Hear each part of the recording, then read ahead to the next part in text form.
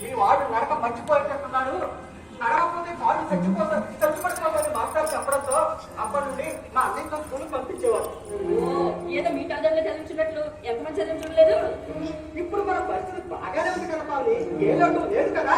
ఏం జరుగుతుందో ఎవరో చెప్పగలవండి. మన పిల్లలు పెద్దవాళ్ళు అవుతున్నారు, ఖర్చులు రెట్టింపు అవుతున్నాయి. రేపు మీ వాళ్ళు కూడా ఎవరైనా ఇలాగ అడిగితే నువ్వు ఇలాగ సహాయం కోసం ఏమైనా అడిగితే ఇలాగే ఆలోచించావా? ఈ దరిద్రానికి మా వాళ్ళకి పోలుగా. నీకు నీ వాళ్ళంటే ఎంత అభిమానమో నా వాళ్ళన్నా నాకు అభిమానమే కదా. నలుగురు ఏమన్నారో ఒకసారి ఆలోచించుకో. నలుగురి గురించి నాకు అనవసరం, నా గురించి ఆలోచించండి అంతే. కావలే ఒంటిగా వాదించుకో, ఒక్కసారి పరిస్థితిని అర్థం చేసుకో. చూడండి, ఇష్టం లేకపోతే చెప్పండి, ఇప్పుడే మా పుట్టింటికి వెళ్ళిపోతాను.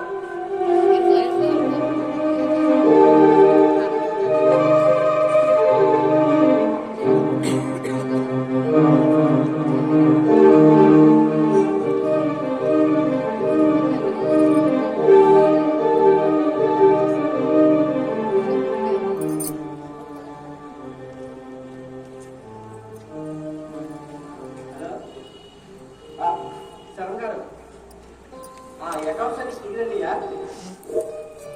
ఆ నాగిరెడ్డి గారు ఇవ్వాల్సిన అమౌంట్ అందిందా? అందలేదా?